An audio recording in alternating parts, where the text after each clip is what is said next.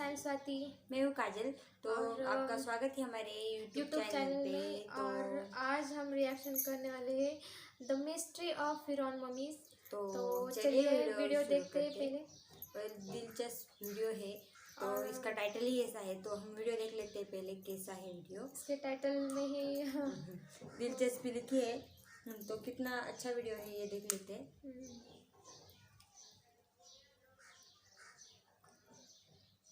दोस्तों, एहराम मिस्र इंसान की बनाई हुई अजीम तामीरात का एक लाजवाब नमूना है जो अपने देखने वालों को उन अजीम हुनरमंदों की याद दिलाता है जो शायद इतनी पुरअसरार ताकत के मालिक तो नहीं थे, लेकिन फिर भी उन्होंने मिस्र के रेगिस्तान में कारीगरी का ऐसा नमूना पेश किया है जिसकी तामीर और बनावट पर दुनिया आज भी हैरान है।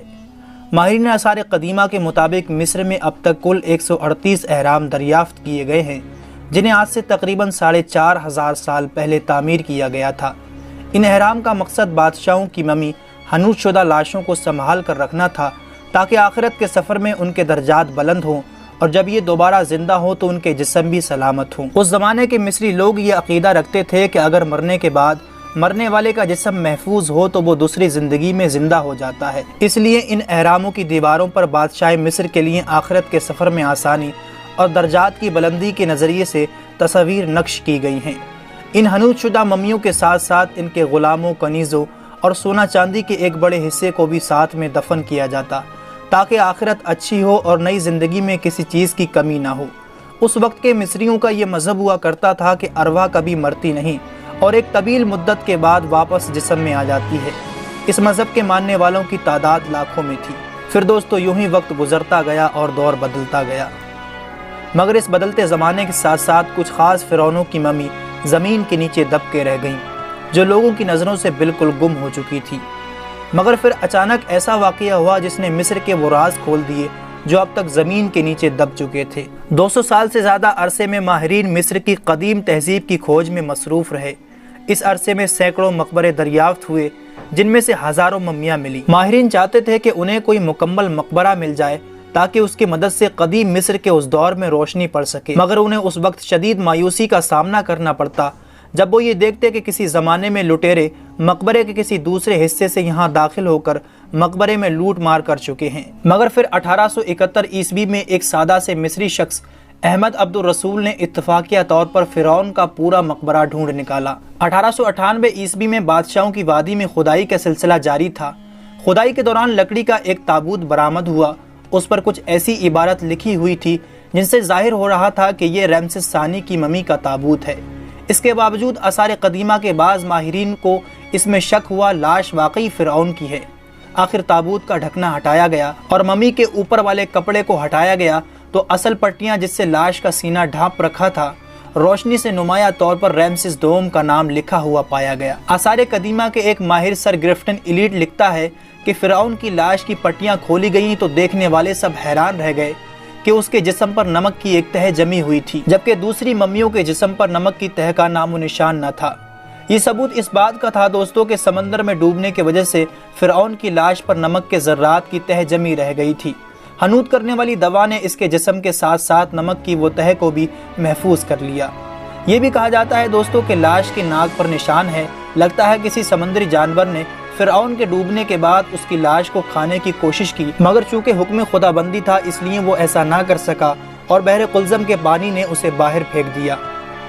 और खुदाई का दावा करने वाला फ़िरौन आज मिस्र के म्यूज़ियम में पूरी दुनिया के लिए इबरत की मिसाल बना हुआ है। उम्मीद करते हैं आज का वीडियो आपको पसंद आया होगा। इसे लाइक और अपने दोस्तों को शेयर ज़रूर कीजिएगा और मज़ीद ऐसी ही वीडियो बहुत ही इंफॉर्मेटिव था। और ये जो फ़िरौन है उसे अभी तक उसकी लाश जिंदा है, मतलब वो लाश रखी गई है, क्योंकि लाश रखी गई इसीलिए क्योंकि अल्लाह की ही मर्जी थी कि इन्होंने भी इस वीडियो में भी बताया कि लोगों की मौत जो समुद्र में जो हुई थी वहाँ पे जानवरों ने भी उनको मतलब मछलियों ने खाया होगा उनको, जो भी थे। अल्लाह की मर्जी से फिर भी अल्लाह की मर्जी थी इसलिए उनकी लाश को वो भी नहीं खा पाए और वो बाहर आके मिली सबको। और वो अभी तक इबरत की निशानी है, मतलब ऐसी निशानी है कि अगर कोई जुल्म करेगा तो उसका ऐसा ही हाल होगा। तो इसीलिए वो एक निशानी अल्लाह ने छोड़ी है हम सब के लिए, क्योंकि वो बहुत ज़्यादा जुल्मी था, वो खुद को ही खुदा मानता था। तो एक वीडियो भी मैंने फिरौन का देखा था, तो उसमें ऐसी ही इंफॉर्मेशन बताई है और ऐसा भी बताया है कि उस पर आज भी उसकी लाश पर चूहे छोड़े जाते हैं, क्योंकि उसकी जो बॉडी है वो तो बहुत साल पुरानी है, लेकिन वो आज भी तरोताज़ा होती है कभी कभी।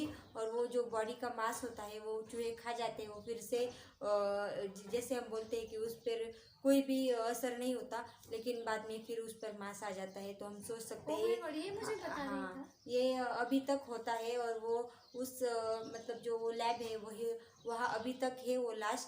और साइंटिस्ट ने भी प्रूव किया है कि साइंटिस्ट मतलब ऐसा मानते हैं कि साइंटिस्ट तो साइंटिस्ट होते हैं, वो नहीं मानते कि ये अल्लाह की वजह से हुआ है, लेकिन वो मानते हैं कि ये जो समंदर के जो नमक होता है उसकी वजह से उसका मांस ऐसे होता है। लेकिन ऐसा कुछ भी नहीं है, क्योंकि नमक इतनी देर तक जिंदा नहीं रहता। और अगर उसकी लाश जिंदा है तो वो भी तो ज्यादा देर तक नहीं होता, खराब नहीं होती शायद।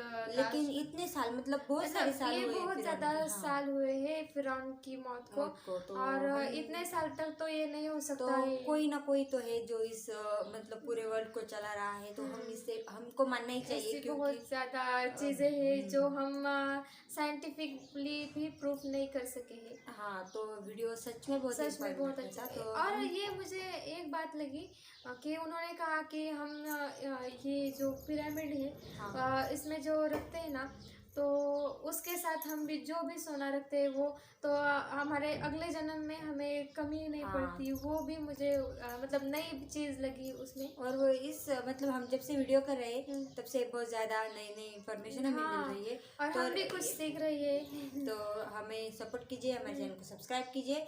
तो चलिए हम अगले वीडियो में मिलेंगे।